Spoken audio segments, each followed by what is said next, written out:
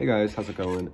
This is quite literally a few seconds after I reviewed Falcon Winter Soldier episode 2. Told you in that one how I just just got a little bit behind. But this is actually on the day episode 2 released. So let's talk about that. I'm truly loving it. They are doing so much with the series. Episode 1, I said, captivated me a little bit. It's a good episode.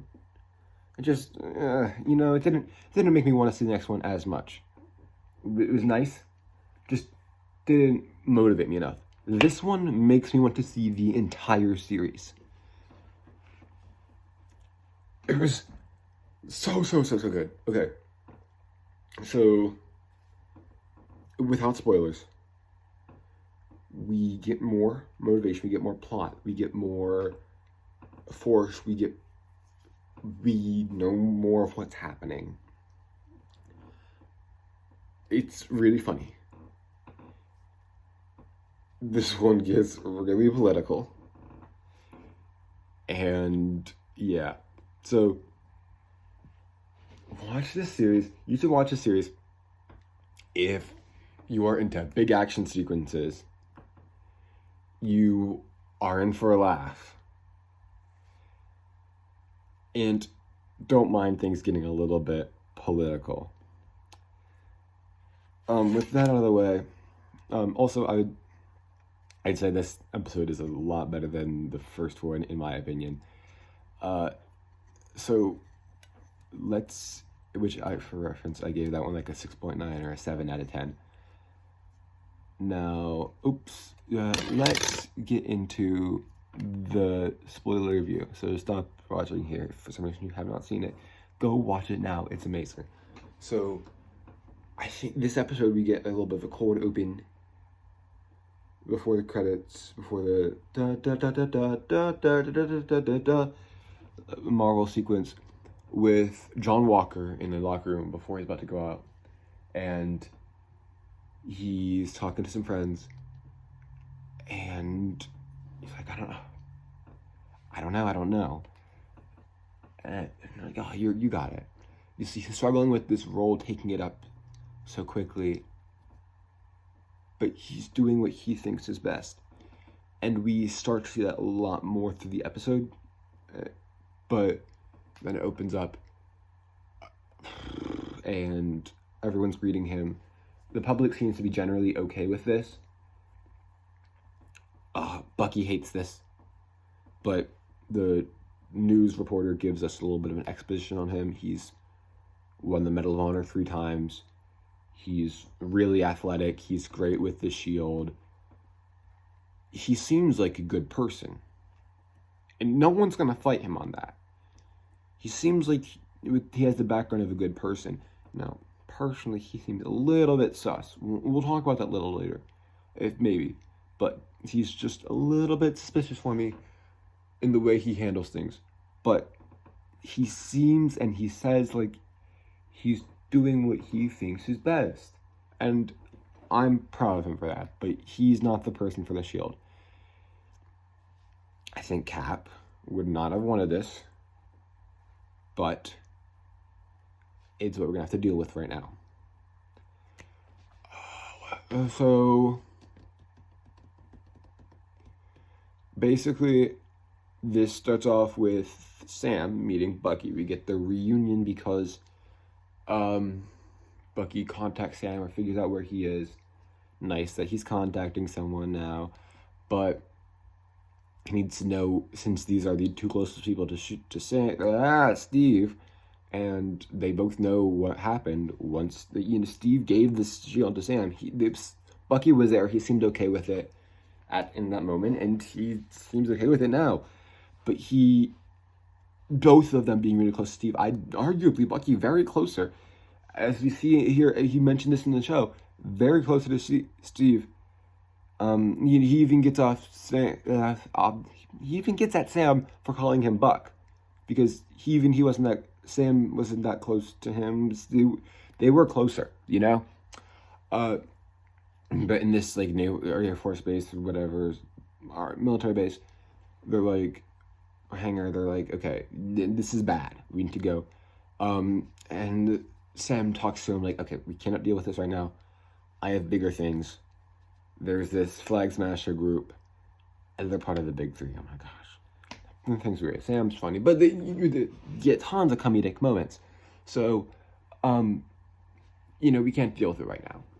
And Bucky's like, okay, well, at least let me go with you, so I can, we'll deal with this as soon as possible.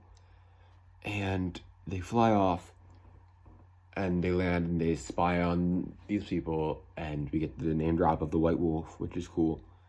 And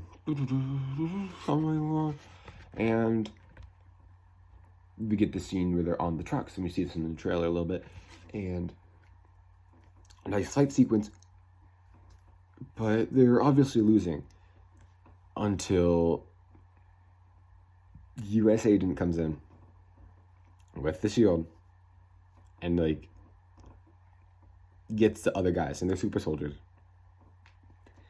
And his friend comes in that we saw earlier. He goes by Battlestar, and I think that cannot be a coincidence that he's black. It's another black sidekick, just like Falcon was. And once again, this here you see it gets political because they need this black sidekick or whatever. And by the way, race. Talk to you guys personally for a second. Intervene. Personally, the color of someone's skin and race relations, what people call it, should not be considered politics, because people should respect everyone like they respect their family, their friends, because everyone's equal despite the color of your skin. Okay, warning for graphic imagery here. You peel off someone's skin, you're gonna see the same stuff under it. We're all the same people, so there's no need to treat anyone differently here. Okay, now let me step off my soapbox, but let's talk about, battle starts, so the battle ends, and they just want to walk, and they're like, we do not want to take a ride with this asshole who thinks he can carry up Steve's shield and the banner or whatever, and the mantle. But then they talk to them, and like, okay, they're developing a plan, helping them get informed on this, because Sam and Bucky are independent, and the other two are with the government. Then after someone there, John Walker says something there that upsets them, they go away because they are upset with him, and rightfully so. I understand. I personally, after seeing Twitter, I seem to have a little bit more sympathy with John Walker than other people do. I'm still upset with him. I don't like him having the role, but I mean, he's trying his best, man. Like, he got handed this role because he's just nice in the military or whatever. Anyways, I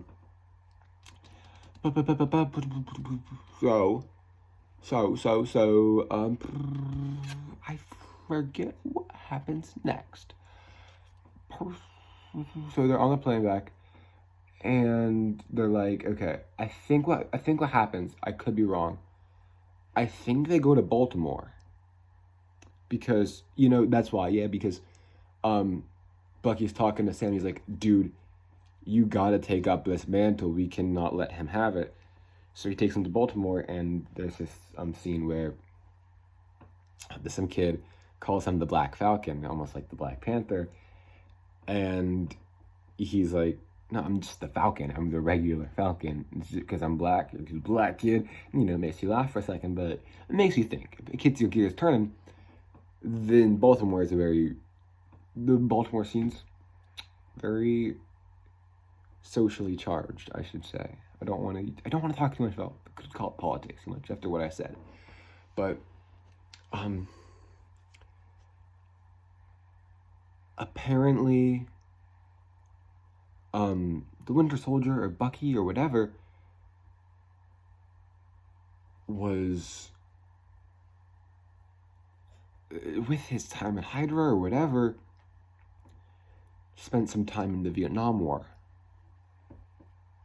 with this man, Isaiah Bradley. I've heard a few rumors about him being in the show with his son. These came true. For those of you, well, no, not for those of you, you should know this if you saw it already. In the comics, he has been, maybe in the Vietnam War, I don't know when, but a black Captain America. They made a black Captain America. They gave him superpowers. Public didn't like him a lot, I think, but no one knew about this. Steve didn't know about this. Sam didn't know about this. But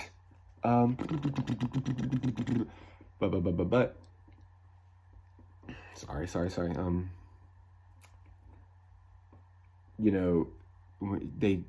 He went to prison and they tested on him, and he hated it. But he has a son now, whatever.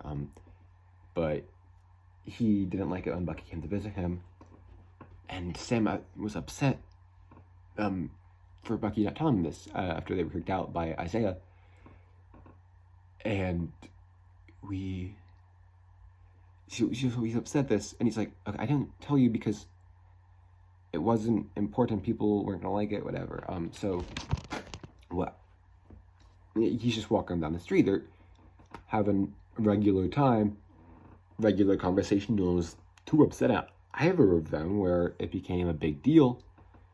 But police were around here, and you're not like in the suburbs too much, and you're not like in a rich neighborhood, to say the least, here. But you obviously get more police patrolling this area, and not to mention redlining and systemic racism, where just police patrol more impoverished areas that generally in more urban areas have more black people. Anyways, we're not going to talk about that too much, but they're talking to Bucky and they're like, hey, is this man doing anything to you? Is this man angering you? And they're white police officers. And obviously, the majority of this show was shot pre-pandemic, or a good amount of it, and the script was all written before then. So this has nothing to do with BLM or anything. I should say Black Lives Matter, because they do, but it's called Black Lives Matter. Everyone's like, BLM. No, it's Black Lives Matter because they do. Anyways, nothing to do with it because before. Anyways, this is racial profiling. He did nothing wrong, and they asked. Watch Brooklyn Nine-Nine if you want another example of this, but it's real, it happens, and I'm so glad I highlighted this. I'm not black myself, but I've heard thousands of cases of this happening, and I'm glad that the Marvel Cinematic Universe has had time to address this. It started off with Iron Man, and never would I have thought, even in 2018, watching Guardians of the Galaxy Volume 2, that the characters in the same universe would highlight racial profiling. Like, that's great. And people are obviously going to be triggered about it. Oh, MCU is getting political now. BLM leftists, Antifa, whatever. But, then, Bucky missed. I'm sorry, I got on my soapbox a lot today. Sorry for that. This show has to do with politics, but I don't need to add my commentary in all the time. But he misses government-mandated therapy. Okay. U.S. agent bailed him out because he thought Bucky would be useful, which is interesting because it means he has hope in him. Like Bucky, but then they're like, okay, we don't really need your help. You guys are government, we're independent, we do not need to work with you that much. And they're like, okay. So, that's that. They split up. And for some reason or other, they're like, we need to work with Zemo because Hydra or something, I forget what it was. I should rewatch that part, but he's going to come into play later, and he's going to be big and important. We get some chess pieces, shots, and prison, and they're going to break him out or talk to him or whatever. And this is going to be really important because, I mean, I think the setup for him was a bit weak personally, and they want him in the show either way. But I'm excited to see where this takes us. Very excited. We have 3 villains now. We also got some, at the end we also got some Flag Smasher scenes where we get a little bit more of the personal side with them as well.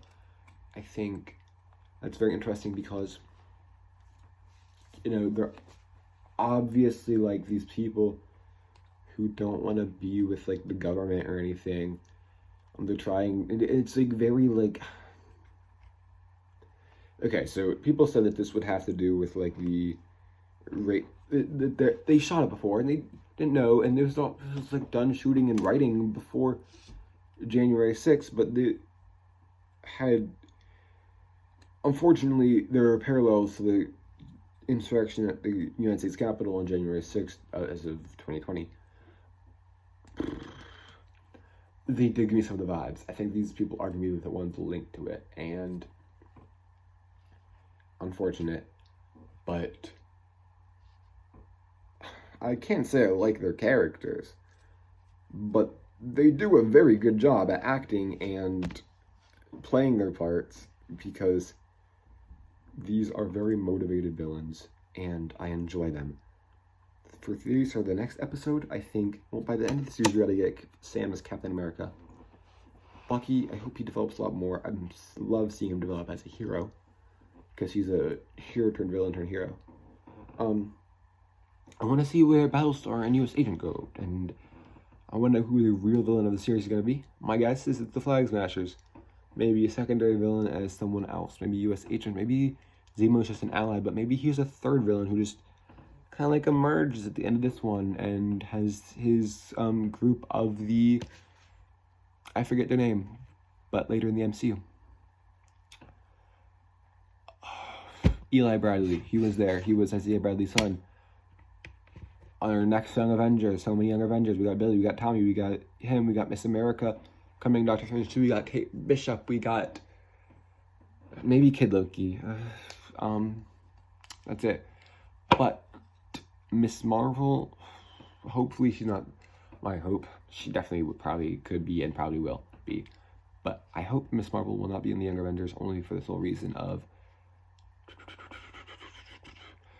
I know she is a Young Avenger, but she's usually just on the regular Avengers team, and she's a champion with Nova and Amadeus Cho, as one of the Hulk, and Miles Morales, and Vision. We didn't get Vision in WandaVision. I wasn't expecting her either, though, but I want to see the champions. I'd rather see her at the champions than the Young Avengers. Anyways, thank you guys for watching this. I should say right now, I thank you for watching. Stop right now if you want. I'm just going to keep talking about my theories. I don't want to see Joaquin Torres as the Falcon person. I just hope he's just another guy in there. I don't know. I'm just really excited to see this show keep going because this was an amazing episode. I loved it. Acting was amazing. Plot was amazing. Action was amazing. This was all amazing. And the plot just thickens at every moment, and it's amazing. I highly recommend you watch this. I give this at least like maybe 9.45 out of 10. Just 1,000 times good, cool, amazing, great.